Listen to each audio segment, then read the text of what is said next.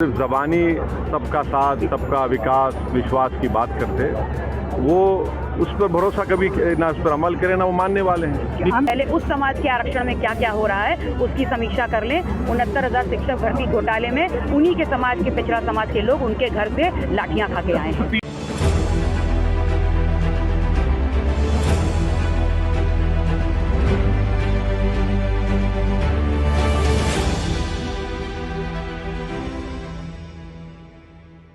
नमस्कार, मैं हिना और आप देख रहे हैं यूपी की बात।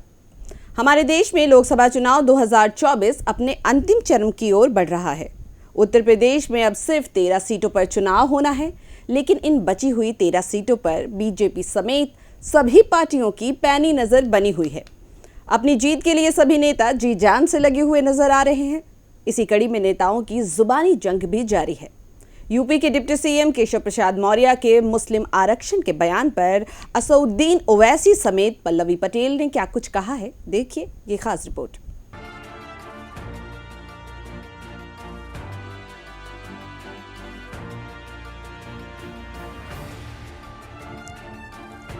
AIMIM के राष्ट्रीय अध्यक्ष ओवैसी ने केशव प्रसाद मौर्य के बयान पर पलटवार करते हुए कहा कि बीजेपी सिर्फ जुबानी सबका साथ सबका विकास की बात करती है।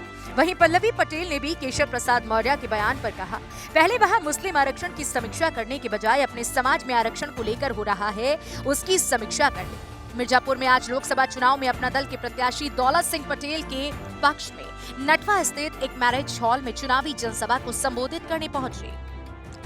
AIMIM पार्टी के राष्ट्रीय अध्यक्ष असउद्दीन ओवैसी ने बीजेपी पर जमकर कटाक्ष किया।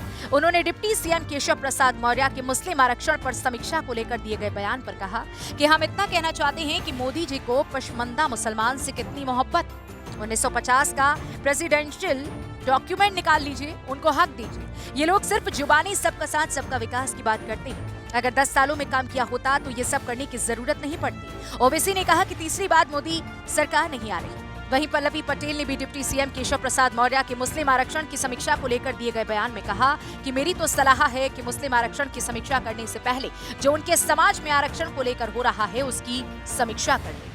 डिप्टी सीएम है यहाँ पे, उन्होंने ये कहा है कि आज मुस्लिम आरक्षण की समीक्षा होगी 4 तारीख के बाद, तो क्या कहेंगे इस पे? हम उनसे इस बात को पूछना चाहते हैं कि जो पसमानदा मुसलमान है, जो पसमानदा मुसलमानों से उनकी इतनी मोहब्बत है, कितना भाषण मोदी जी ने कहा पसमानदा मुसलमान पसमानदा।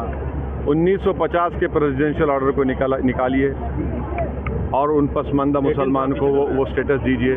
तो इससे ये साफ जाहिर हो रहा है कि वो सिर्फ ज़बानी सबका साथ, सबका विकास, विश्वास की बात करते, वो उस पर भरोसा कभी ना उस पर अमल करें ना वो मानने वाले हैं। अंतिम चरण का ये चुनाव है, क्या माहौल बनाने के लिए इस तरीके के बयान दिए जा रहे हैं मुस्लिम आरक्षण को लेकर? देखिए, अगर 10 साल में कुछ किए होते ना तो बता देते कि हमने ये किया, हमने ये काम किया। मगर भारत की जो गरीब जनता है, पिछड़ा है, दलित है, मुसलमान और ईसाई हैं, सब जान चुके हैं कि ये 400 पार का मतलब ये है कि संविधान को ख़त्म कर देना या बेसिक स्ट्रक्चर को ख़त्म कर देना, फिर आरक्षण निकाल देना।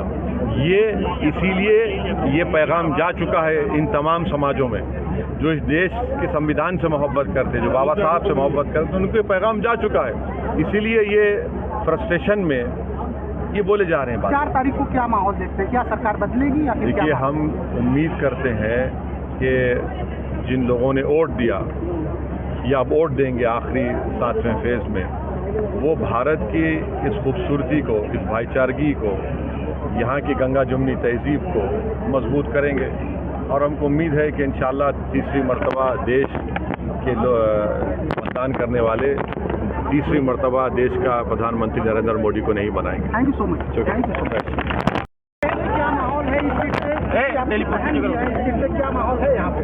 देखिए, देश की जो वर्तमान परिस्थितियों में लोकतांत्रिक व्यवस्था में आज चुनाव के रण में जो माहौल है, उसमें आम आदमी की बहुत अहमियत रहेगी, उसकी ताकत, उसके वोट की बहुत अहमियत रहेगी। और अगर बात कर ले उत्तर प्रदेश की इस मिर्ज़ापुर लोकसभा की, तो यहाँ पर जो लोग हैं, वो यहाँ जो आम जनता है वो बहुत आक्रोशित है और वो चाहती है कि यहाँ पर एक बहुत बड़ा बदलाव हो। यहाँ सत्ता में जब बदलाव होगा तो दिल्ली का बदलाव ये पीडीएम अपने आप कर देगा। जी, केशव मौर्य ने एक बयान दिया है जिसमें उन्होंने कहा है कि हम 4 तारीख के बाद समीक्षा करेंगे मुस्लिम आरक्षण की, जो ओबीसी की तहत दी जा रही है। आज उनका एक बयान है, क्या कहेंगे? मेरी तो उनको सलाह रहेगी कि मुस्लिम आरक्षण की समीक्षा करने से पहले जिस समाज का वो नेतृत्व करते हैं और अपने आप को उच्च कोटि का नेता बताते हैं, पहले उस समाज के आरक्षण में क्या क्या हो रहा है उसकी समीक्षा कर लें। 69,000 शिक्षक भर्ती घोटाले में उन्हीं के समाज के, पिछड़ा समाज के लोग उनके घर से लाठियां खा के आए हैं। पीडीएम कितनी सीटें लेके आ रहा है?